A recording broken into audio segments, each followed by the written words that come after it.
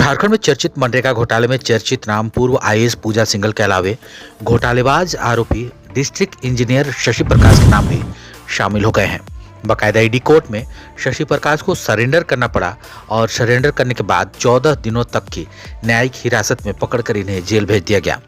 आपको बता दें, शशि पर झारखंड के खूंटी जिले में मनरेगा घोटाले में मोटी रकम करने का बड़ा आरोप लगा है। इधर आपको यह भी बता दें कि शशि प्रकाश को मनी लॉन्ड्रिंग मतलब आय से अधिक संपत्ति मामले में आरोपी बनाया गया है।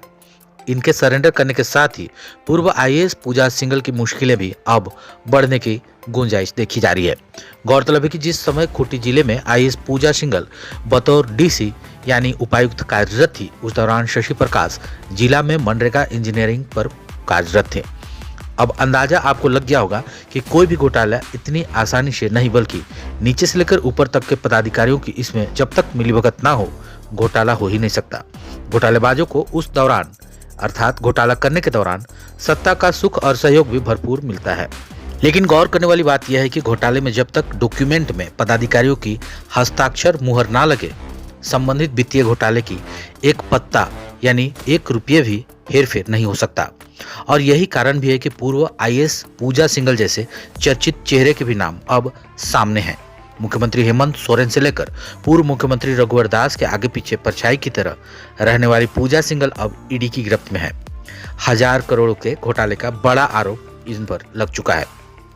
इधर आज का दिन पूर्व आईएएस पूजा सिंघल के लिए भी काफी खराब रहा। मनरेगा घोटाले में ईडी कोर्ट पूजा सिंघल भी हाजिरी लगाने आई थी। फिलहाल पूजा सिंघल सुप्रीम कोर्ट के अंतरिम जमानत पर बाहर है।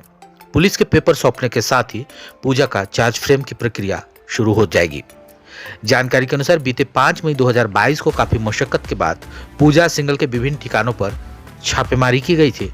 तब यह चर्चा थी कि जिस पूजा सिंघल के कई एक बड़े राजनीतिक पॉइंट है, उनसे सांठगांठ है, उनका ईडी कुछ बिगाड़ नहीं सकती। लेकिन वे ईडी की गिरफ्त में आने के साथ ही जेल की हवा खानी पड़ी।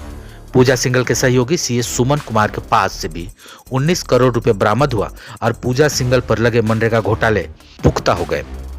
इसके साथ ही 11 मई 2022 को ईडी के क्षेत्रीय कार्यालय राजधानी रांची में पूर्व आईएएस पूजा सिंघल को पूछताछ करने के लिए बुलाया गया और उसी दिन 11 मई 2022 को ही देर रात इनकी गिरफ्तारी हुई और इन्हें जेल भेज दिया गया।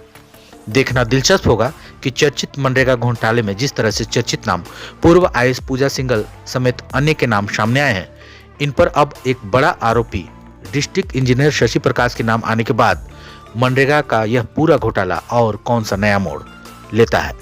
Bureau report, Jharkhand.